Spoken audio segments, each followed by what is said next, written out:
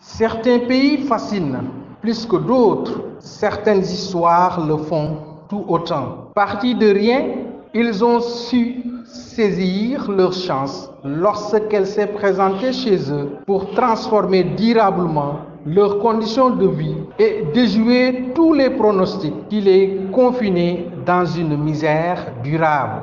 D'autres pays déçoivent lorsqu'on observe l'ampleur du désastre social qui y règne, lui-même fruit du laxisme, du manque de vision, de la paresse et du gaspillage des ressources que la vie leur donne.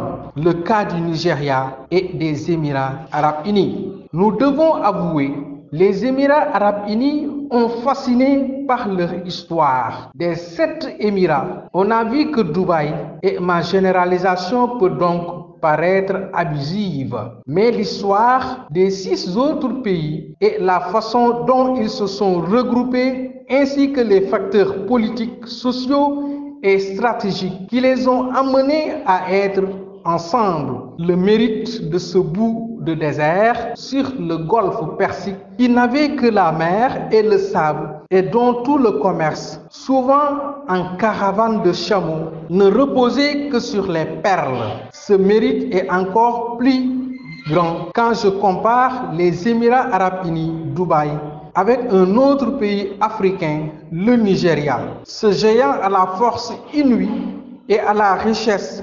incommensurable, force et richesse utilisées malheureusement jusqu'ici au service d'une poignée de privilégiés et non pour le bien-être du peuple. Jusqu'ici, quoi qu'on puisse en dire, le Nigeria n'a presque rien fait de son pétrole. Les milliards de dollars générés par l'exploitation du pétrole sont allés directement dans les comptes bancaires de quelques privilégiés d'hier et d'aujourd'hui. S'ils n'ont pas nourri directement ou indirectement les rébellions et les terrorismes, la gouvernance du pétrole est patrimonialisée et le résultat est dévastateur. De nombreux présidents, hommes politiques fédéraux et locaux, directeurs de la Banque centrale, des administrations en charge du pétrole, cadres de la haute administration, etc., se sont enrichis à des niveaux et des conditions scandaleuses.